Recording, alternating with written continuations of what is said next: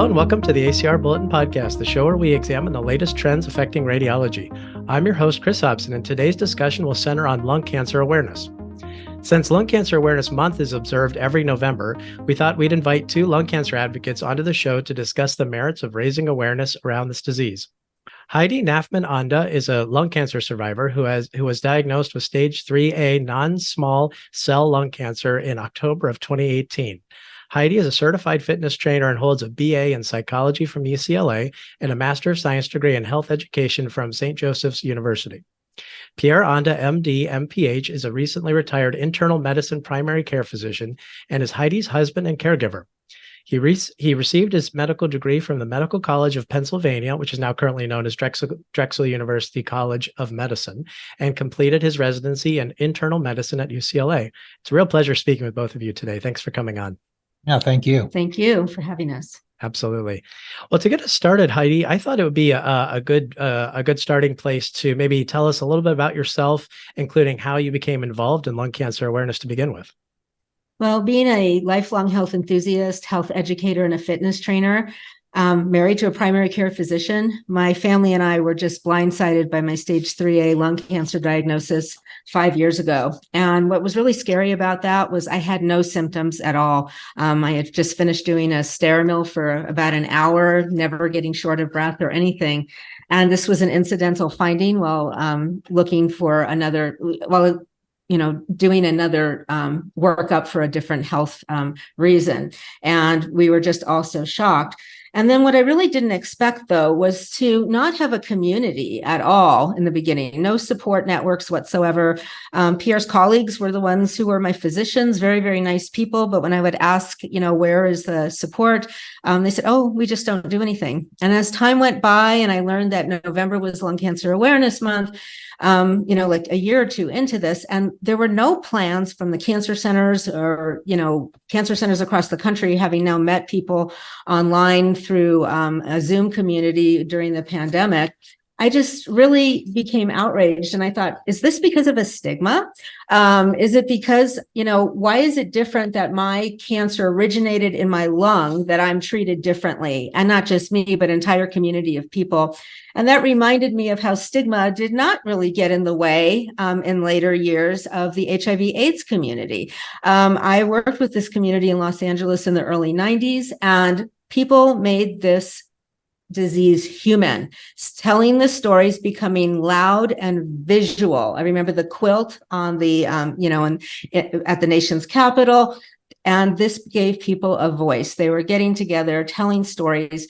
And I've also heard that lung cancer hasn't been able to get their, stories out because people died too quickly. Well, people with AIDS were dying very quickly, and it was their caregivers and the medical community standing up and telling the stories, and the medical community backing up that this, true could happen to anybody. And I feel this is the same recipe for lung cancer. So here we go, repeating history.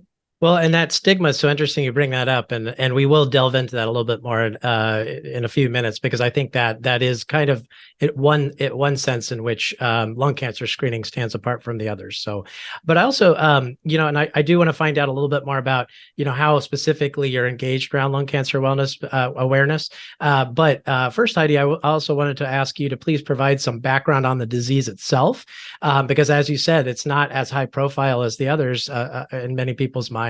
So maybe if you could talk about how prevalent it is and whether medicine has made any progress in mitigating it over the years.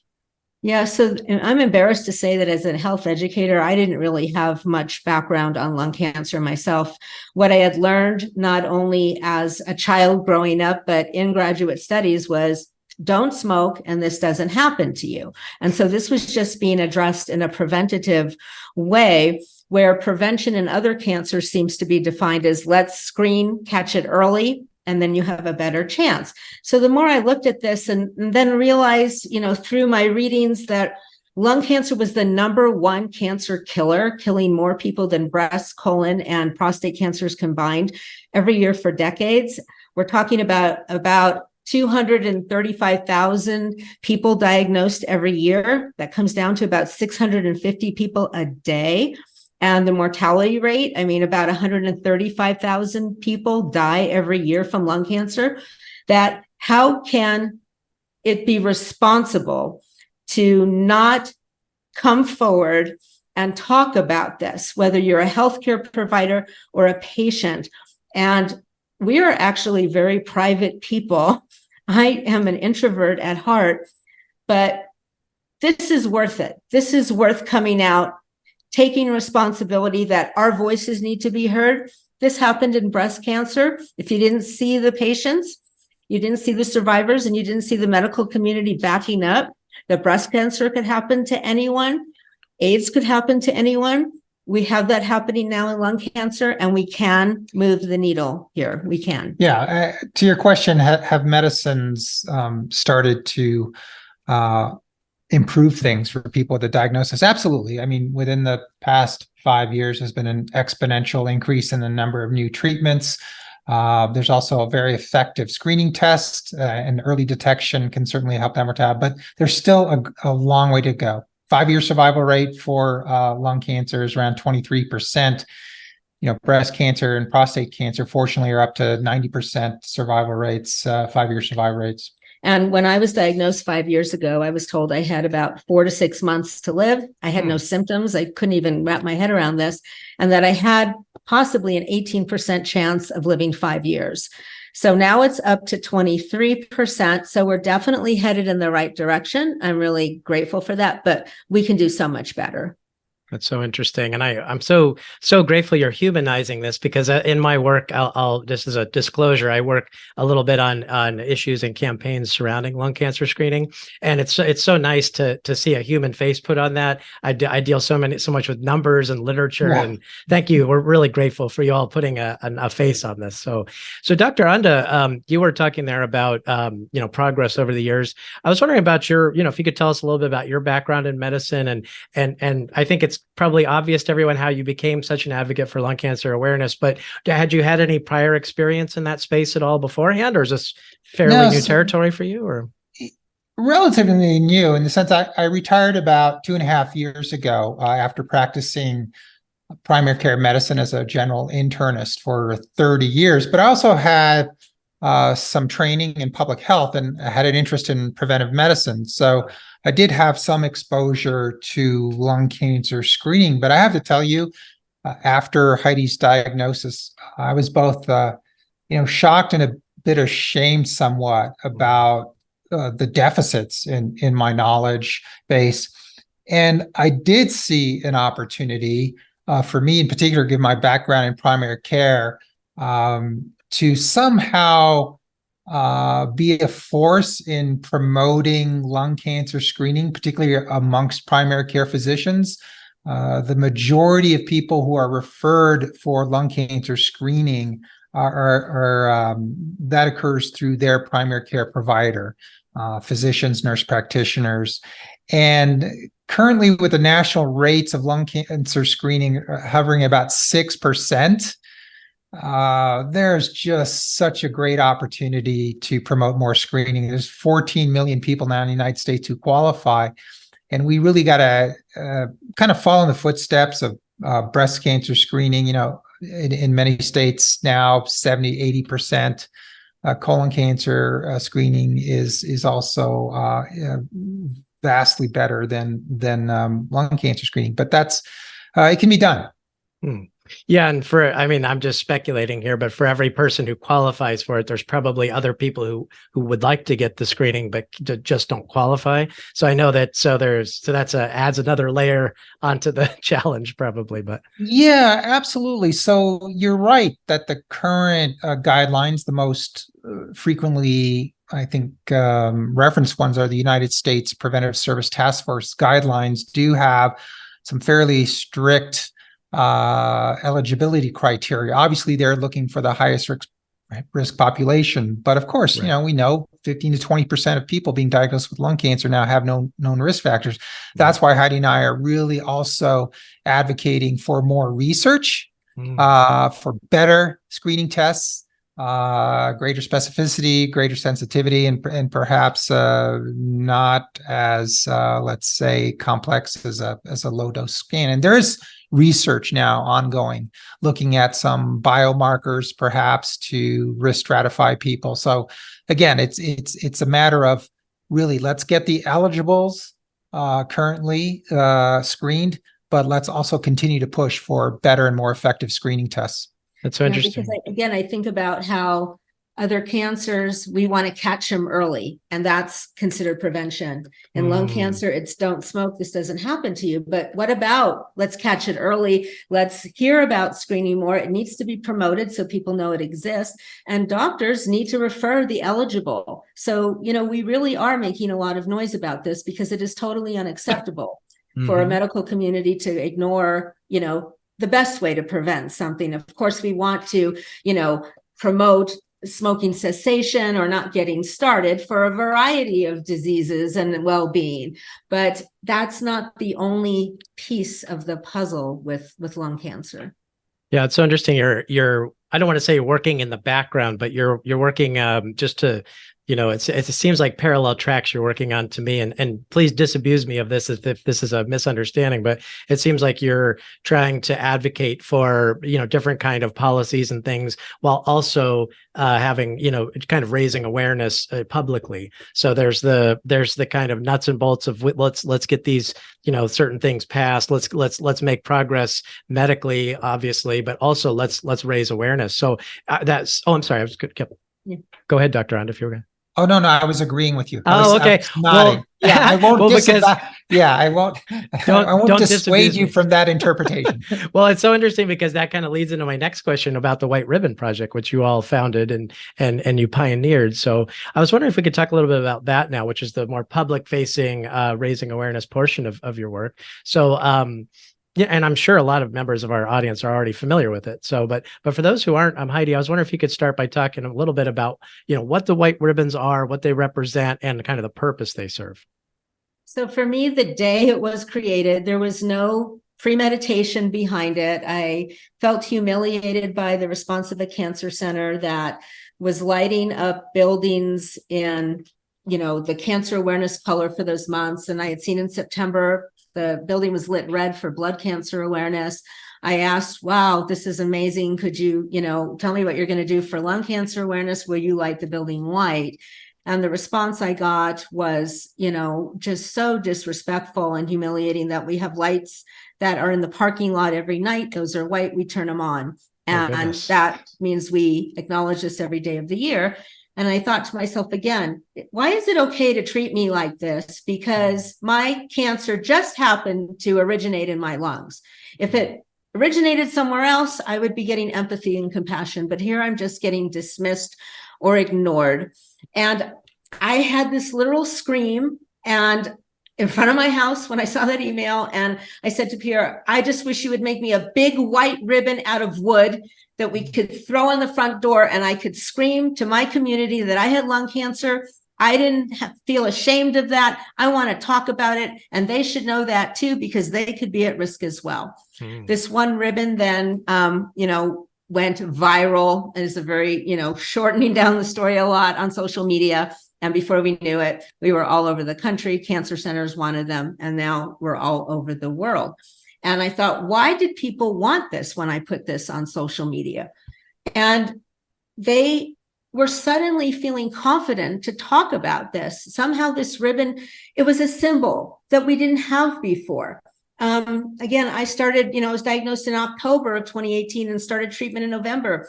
And I remember thinking, okay, where's all the lung cancer stuff when I'm in radiation every day or in the infusion lounge? There was nothing. And I just watched the whole world turn pink in October. So I think lung cancer survivors and caregivers started to hold on to this, like, wow, there's finally something that we can relate to and now know that we are not alone. And we started signing the back of these and we were getting, and other people would sign them as they helped us build these. And that became one of the really important pieces of this ribbon. Not only did it scream awareness on the front, but on the back, it proved that there was a community out there How could there not be a community for the number one cancer killer? So there are people out there, and this is helping us find each other now. And you said you signed it, literally, the back when you would send them out. Yeah, that's humanizing. I like that. It's not just, hey, we made this in a factory. I think Dr. Onda, you said, made the very first one, right? Well, he's made thousands since. Thousands, yeah. Yeah, well, both of us. Heidi, I make them too. Heidi cuts Oh, wow. We have a few other advocates who are making them, but it's still primarily handmade. Wow. That's completely handmade. That's actually a good metaphor for the whole movement. It sounds like just do it yourself. Yeah, and again, we've had a lot of help from other lung cancer advocates and caregivers. So we're grateful for being able to collaborate with many people who've helped. Interesting. And we have had feedback from patients who have said, "I didn't realize this was wood." Oh. And when they open it, it's like, wow, somebody spent time to make this. It's handcrafted. It's not perfect. They're all a little different because they are handmade, just like people are different. And then that signature. So for them, it was like, wow, we must not be worthless people. Somebody cares, right, to spend time to make it and ship it. And we have never charged anybody for these ribbons. We didn't want somebody to feel that they couldn't have one, because again, this could be a financially destructive disease for people. And here, to me, it was a gift that they wanted one, because that meant they were going to do something with it.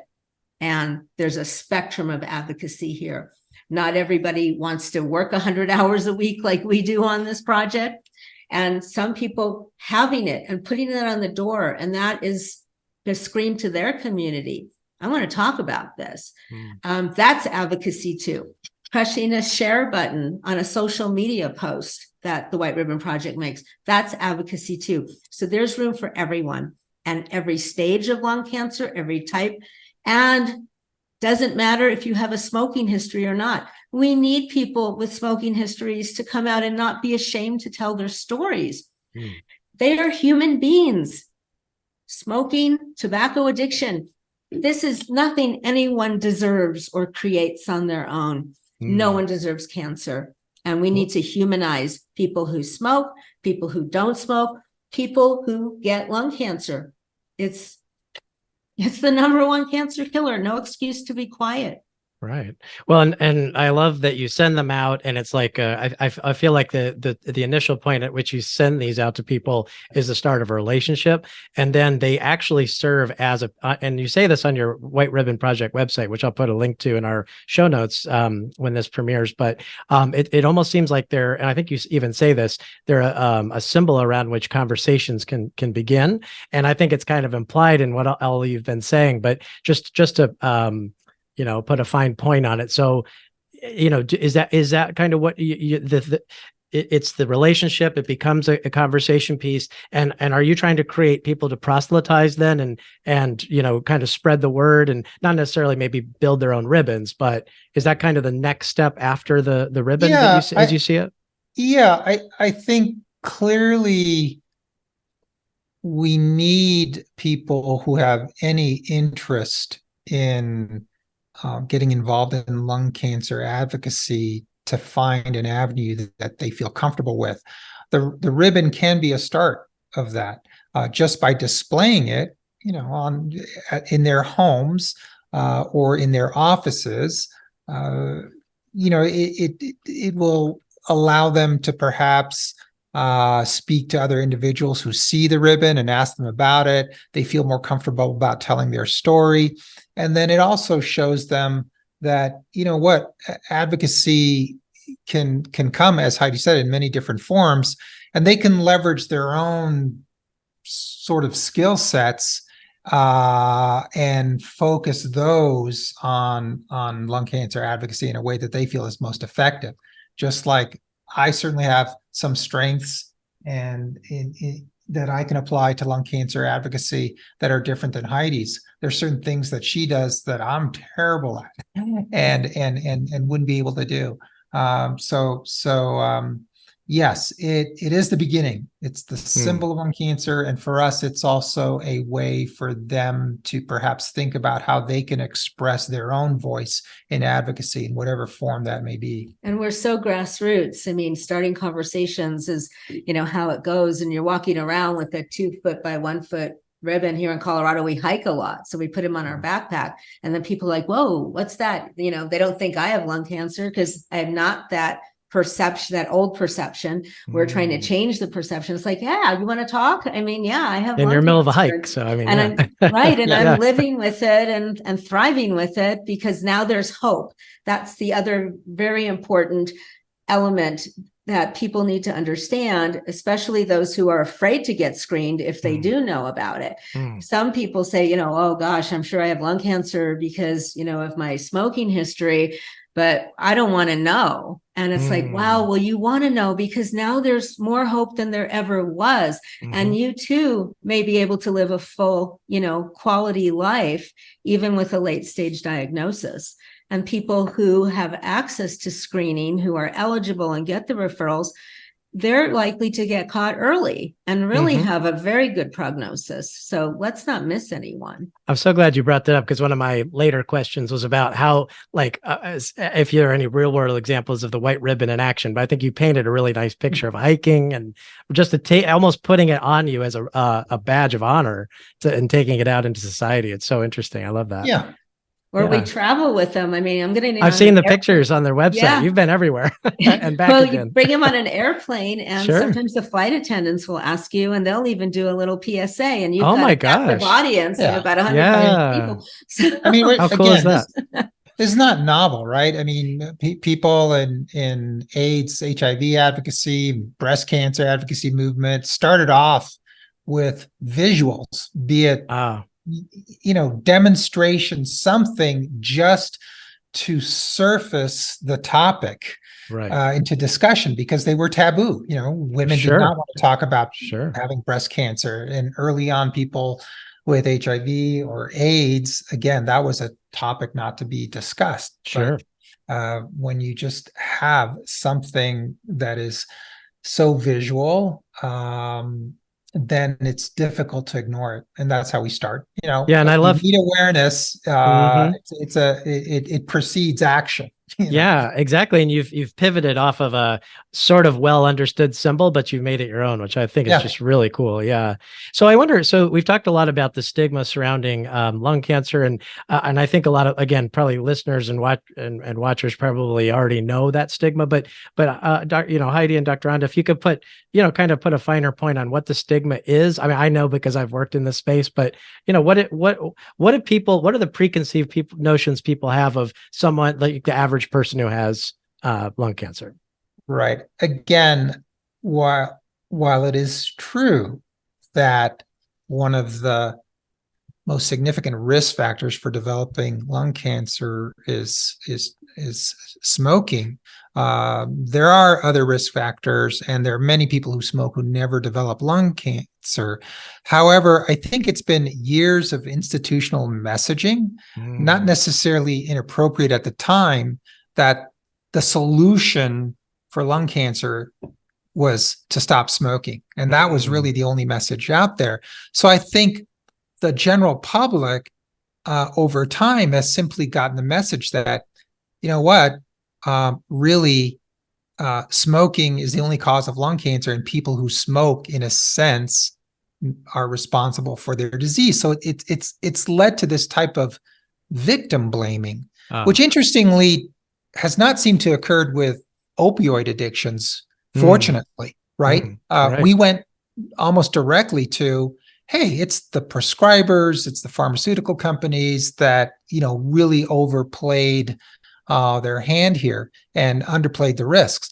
And so I think that stigma, in a sense, has made people with a history of smoking sometimes a little bit reluctant to seek screening to some extent.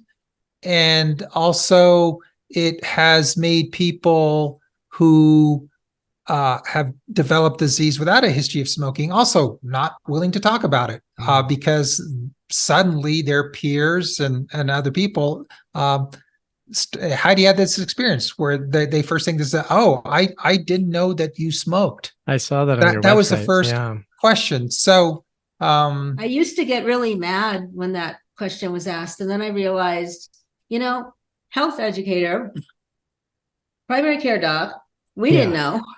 So Right. why should we expect the general public to know? So it's a question of education too, right? So you have to give people the information. I think the other thing that's really important, because I don't want anybody to get the idea that we don't believe in, saying, smoking is just okay and just do it. And, you don't have any risk to your health. I mean, but it needs to be an overall, it's not good for your heart, right? It puts you at risk for other cancers. And then at the same time, let's try to normalize lung cancer. It seems to me the general public understands, it has a concept that a cancer can spontaneously generate in any organ of our body. We don't know why, but we know we want to catch it early. But for some reason, the lungs are the only organ of the body that can only generate a cancer if it gets a tobacco product. Wow. That doesn't really sound even logical. I mean, right. It can, and we don't know why. And people say, well, there's secondhand smoke. Yeah, but people who get exposed to secondhand smoke cannot get screened. We had a high radon level in our house, no clue about what even radon was. Yep. People with radon exposure can't get screened unless you really advocate hard. I'll pay cash, the whole thing. But most people don't even know about radon. Perhaps family history or, asbestos, or we just don't know, right?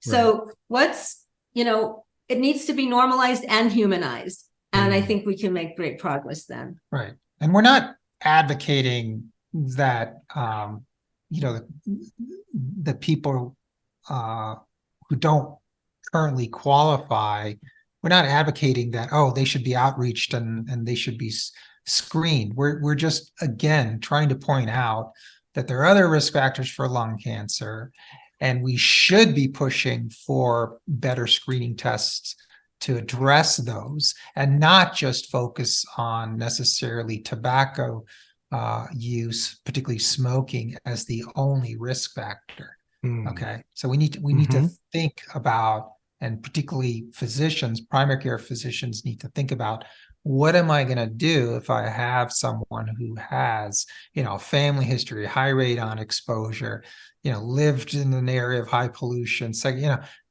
I'm not telling what they should do. I'm just saying that there's no guideline that's going to steer you with that, but there's nothing to prevent you from having an informed decision making process with that person to decide what might be the best thing to do for you. And one more thing to add in there is the primary care doc who gets a patient who doesn't have a smoking history at all, maybe an athletic person or average health, but it's got this chronic cough that you can't seem to resolve for months.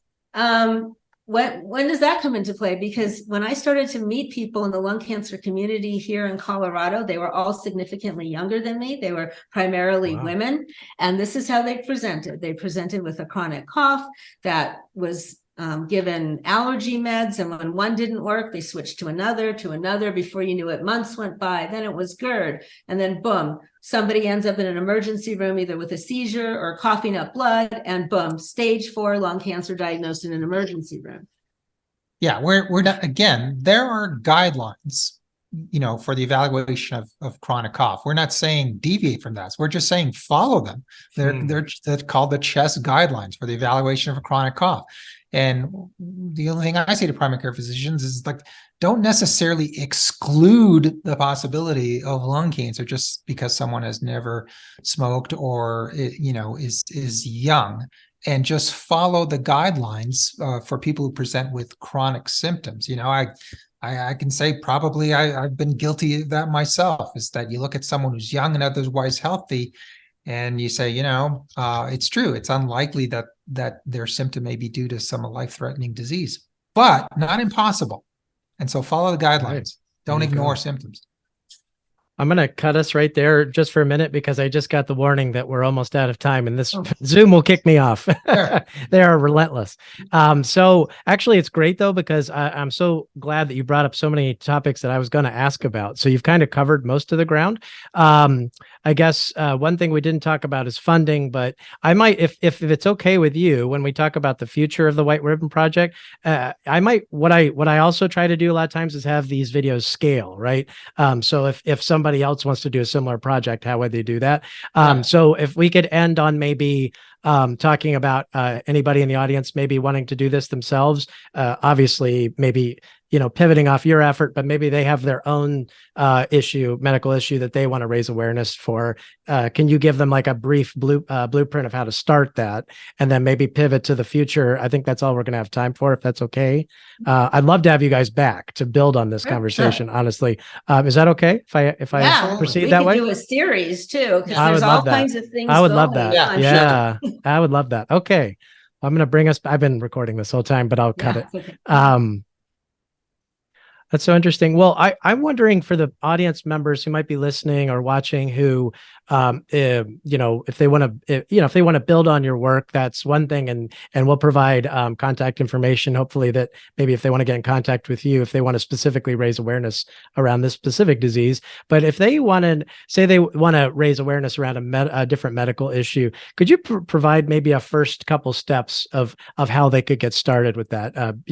Just reflecting back on your success. Yeah, because we were complete amateurs ourselves when we first started. So we leaned on the experience of other advocates.